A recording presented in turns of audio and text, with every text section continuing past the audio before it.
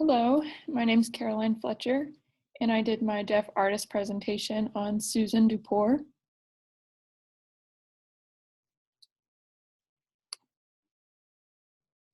So this is a quote that I found, a popular quote from Susan Dupor. As an artist who is deaf, I am constantly exploring my identity as a deaf woman. I have been painting within this theme for the past 10 years, and my perspective has changed throughout the years. There were moments when I vented my emotions, and others when I wanted to celebrate the uniqueness of deaf culture and seek the ironies of being deaf in a hearing world.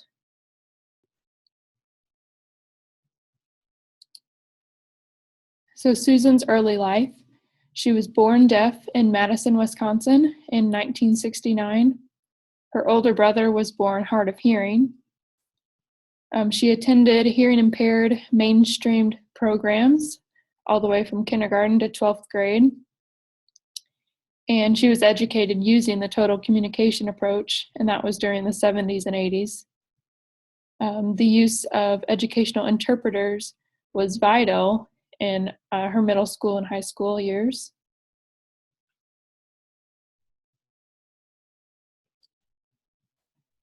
Her higher education, in 1987, she enrolled at the National Technical Institute for the Deaf, NTID, in Rochester, New York. She was a cross-registered Rochester Institute of Technology, RIT, student. Her major was illustration. She transferred to the School of the Art Institute in Chicago, where she earned her bachelor's in fine arts. After working for a year in an animation studio, she earned a master's in science in deaf education and art education from the University of Rochester and NTID. Her artworks are exhibited at various colleges and galleries across the country. Her professional and personal life. After graduating with her master's, she taught at NTID for 3 years. She then moved back to Wisconsin, where she teaches art at the Wisconsin School for the Deaf. When she is not teaching, she spends time with her husband, who is a woodworking furniture designer. And she also paints Davia paintings on her downtime as well. So what is Davia? Davia stands for Deaf View Image Art. It's a type of art genre, and it focuses on elements of deaf culture. Many paintings include the hands, eyes, and various ASL signs and letters.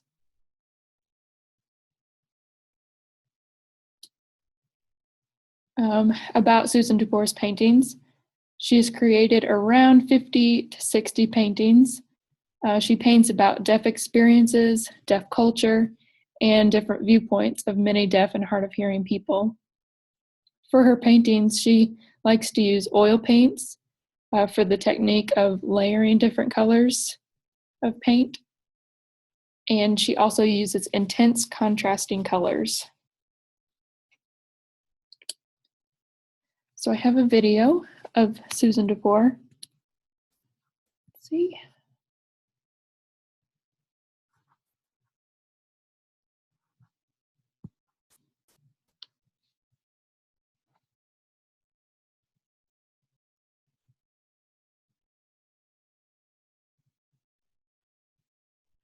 There's one artist who's had a profound impact on me. She's a very famous Mexican artist named Frida Kahlo. Her work is fantastic. It's autobiographical. She paints about her life and her experiences, and it's fascinating all the different things she went through in her life. She paints about her family, about her miscarriages. She paints about her husband, her loves, all the people around her. She uses so many beautifully rich colors in her work. She does a lot of self-portraiture too. I'm fascinated by her, and her work is very inspiring to me as an artist.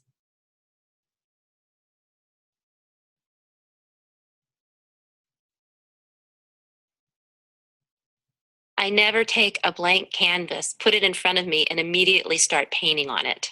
I just can't operate that way. I feel like I can't circumvent my own process. I have to prepare everything step by step because I don't ever want to feel dissatisfied with my end product. I'm very picky as to which ideas I pick to bring to full fruition. I have to allow them to percolate a while, and then one will rise to the surface, which means I need to quickly get my sketchbook and get it down in a line drawing. I do it very quickly, and then I put the book away. Later on, gosh, it can be 3 months all the way up to a year, I'll go back and open the book up again. Then I make modifications to improve upon the original drawing.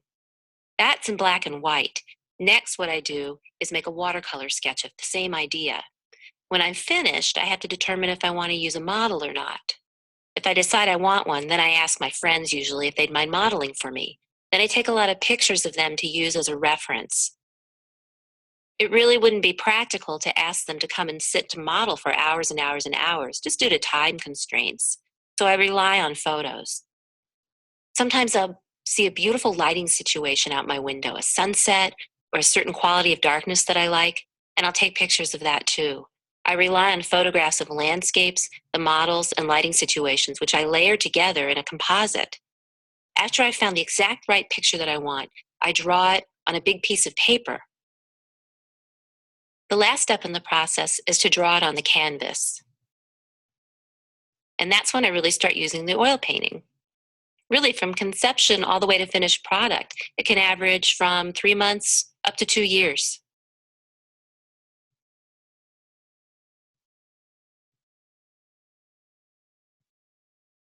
The themes that I use in my work primarily have to do with deafness. If you look around at the artworks on the wall here, you'll notice that I have a lot about the deaf experience, and I show that by using hand shapes, sign language, facial expressions, and a lot of movement. All of these are aspects of deafness that I incorporate into my artwork. I think when I began producing what you call deaf art, it'd be more of the resistance variety. People look at my earlier work and say, it's dark, it's disturbing. But what I produce now isn't necessarily disturbing. I think when you look at my paintings now, it's more of an inspirational experience compared to what I produced then. My previous work was what you might call resistance art, but now what I produce is more affirmative art. But I think that if you spend a lot of time looking at what I'm painting now, you'll still find these vestiges of resistance art within it, especially in my use of symbols.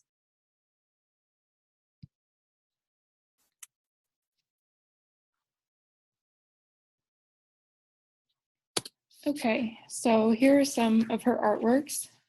This is one of her earlier artworks. It's a self-portrait of herself.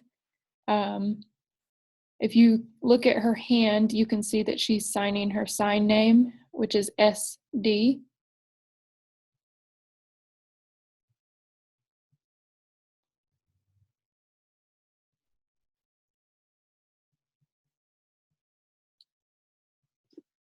This painting is called Family Dog. And as you can see in the picture, there's a deaf child laying on the floor, and above him or her, there are hearing family members. And this painting is just kind of symbolizing the way most deaf children and adults feel. They feel like they're being ignored if family members or friends don't know sign language and aren't really tending to them.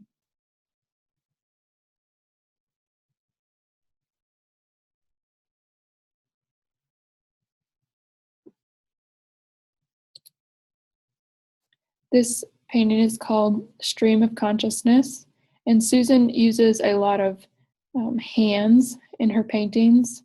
So there's going to be a couple more coming up. But the hands represent the presence of sign language in everyday life of most deaf people.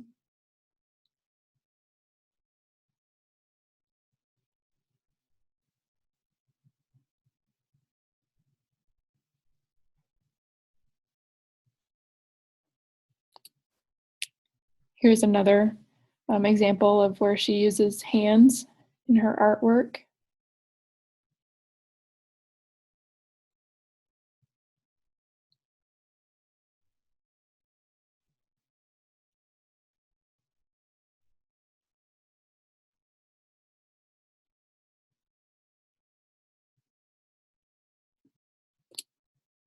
And this is another example. The name of this is Courtship.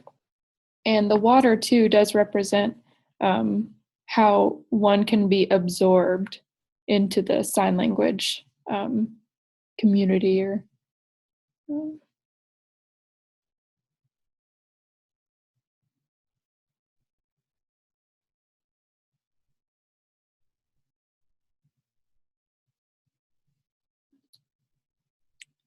this painting is called Eye Interesting, the Hamster.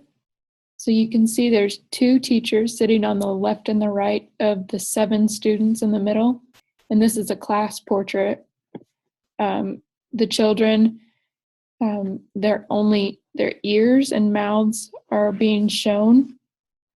And this kind of represents the way educational settings want to socialize deaf students more than they want to value sign language.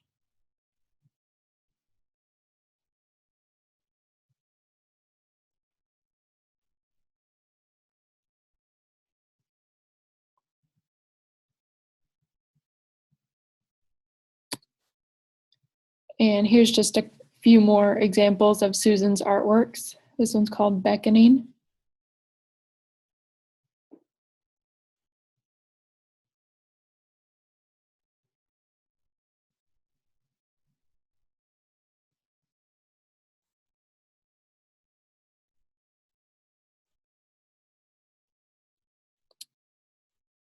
This is one of her earlier artworks. Like she said in the video, her earlier artworks were more dark and disturbing. This one's called Deaf American.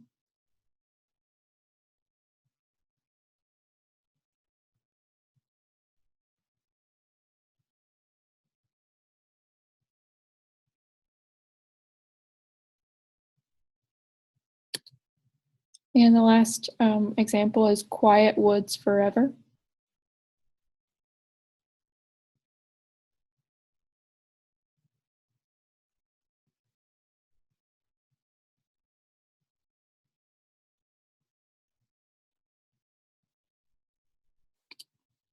So Susan's major contributions to the deaf community, she painted a lot of pictures for the purpose of portraying how deaf people feel. So for example, the family dog painting, that had a big impact on the deaf community because most deaf people reacted to this as like they've been here before, they know that feeling.